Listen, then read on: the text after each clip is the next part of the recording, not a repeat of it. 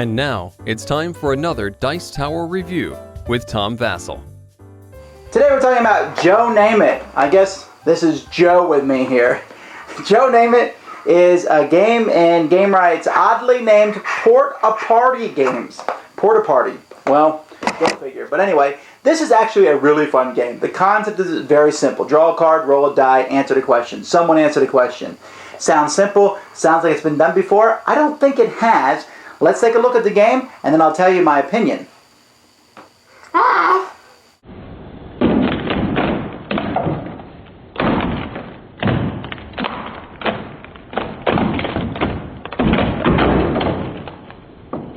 Joe Name It is a very simple game. It comes with a big stack of cards here, and on a player's turn, they take a card and they turn it over and they roll a die. Alright, so they rolled a 6 here. So basically that 6 is put in the blank of that card. So here, this card, we need to name 6 Jane Austen novels. I think I can name 2. But anyway, this card says just Joe. So that means the guy who draws the card, or the gal, I guess that's Joe for Josephine, who draws the card has to name that number. If they do not, then Joe, some ambiguous person named Joe, wins the card. If the card says any Joe, for example, name an item event that happens every 3 years. Every 3 years. And it says any Joe, so anybody except for the person who draws the card shouts out the answer. If nobody can, or nobody can shout out a correct one, then Joe, the person who drew the card, gets the win. Otherwise, the person who yelled it out gets first. So you can see here that these cards are all sorts of things, and the fun comes in the fact of the different numbers. Name a musical group with the number blank in its name. Name blank deadly sins. Name an athlete famous for wearing the number blank.